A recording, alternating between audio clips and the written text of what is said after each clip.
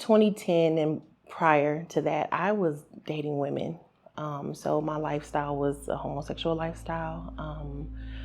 I wasn't with any men in my adult years. And so when I met this guy, I was like, well, let me try something new. This is the right way to live, right? And so I just kind of accepted anything.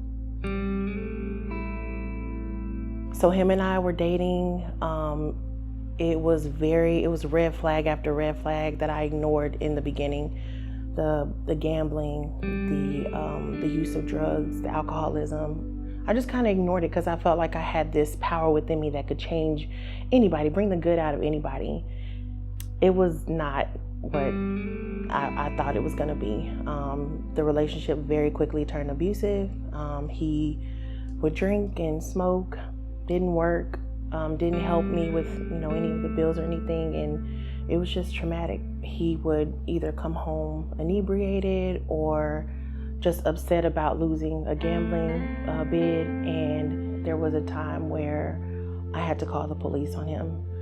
He actually put me in a closet, and it was a lot of yelling, and he grabbed a bat and he kind of hit the top of my head a few times. He didn't swing it, but he hit me. He beat me so bad I was unable to hear out of my left ear, I believe.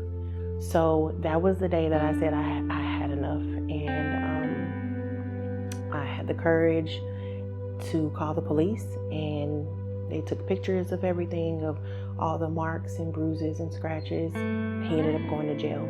I was like, maybe I'm not supposed to be with a guy. Maybe this isn't supposed to be, what my life is supposed to look like. And I felt like I had made a mistake. So while he was in jail, I had these weird feelings. I was getting really sick and nauseous, and I just felt like my body felt different. It's a feeling that I never felt before. And I was like, oh my gosh, I've been with a guy. I could be pregnant.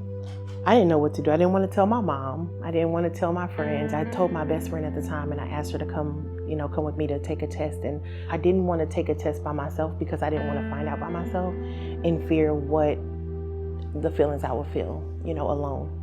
I found this place. I found the Fort Worth Pregnancy Center, and I made my appointment. I came here, and they called me to the back, and the lady who explained everything to me, she said, if you see 2 lines, that means you're pregnant. If you see 1 line, that means you're not pregnant. And so she pulls out the test after I had taken the test, and we sat for a couple minutes. She said, how many lines do you see? And I was like, it's 2. And I just bawled. I cried. I was so devastated.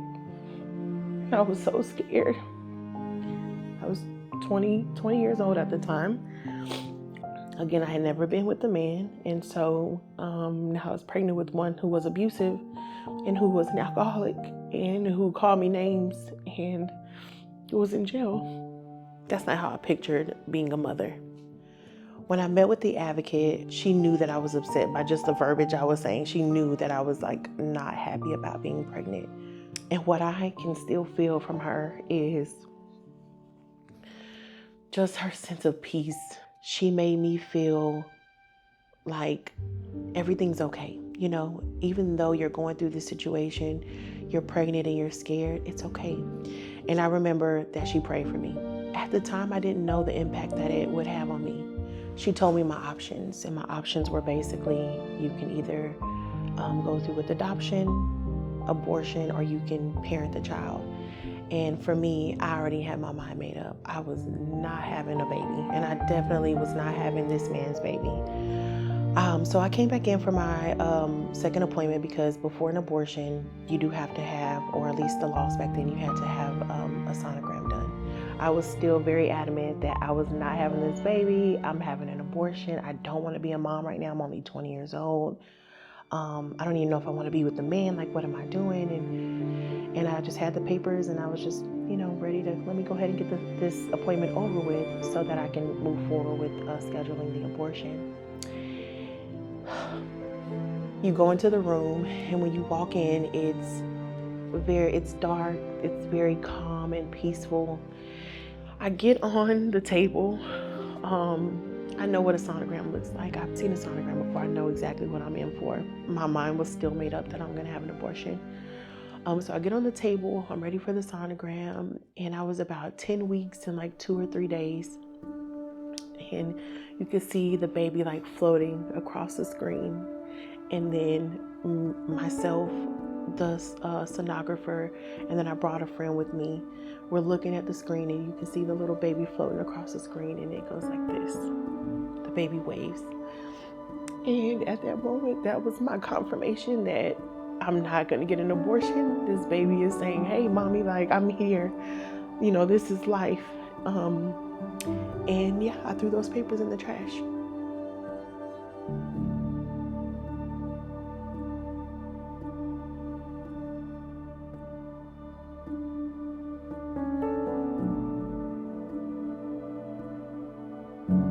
I was single for a couple years. It was just me and Taylor. But in 2017, I met my now husband. We gained, a very important piece of our life. Taylor's dad. I look at him as her father. We got married in February 2022. I got saved in April 2023. So now married with 3 girls. I used to carry this shame and this guilt looking at my daughter and thinking like, wow, I almost did not have you. I used to carry so much guilt. And it showed in my parenting. I wasn't the best parent either in some ways. But I can look back now. I've been saved since April of 2023. And the goodness of God is so real. So real. And I know now that I went through that abusive relationship, the sexual assault, the fear. Oh man, the fear is real. I went through all of that to show that it's all for God's glory and for our good. I wish I knew then what I know now. Being saved, being a mother of 3 girls, being a wife now, those are things that I never imagined for my life. But being saved is the most amazing thing that I've ever done in my life. The truth is in the Bible. It's not in any man. It's not in any relationship. It's not in love, earthly love. It's love through Jesus Christ. He's my best friend. When I have moments of, those flashbacks, my identity used to be battered. My identity used to be guilty, a horrible person, all the names that, I was called. I identified with those names. But now knowing God, I know that I'm none of those things. And knowing your true identity in Christ, you begin to love yourself as He does. And that is the best thing I've done for myself. So these are happy tears.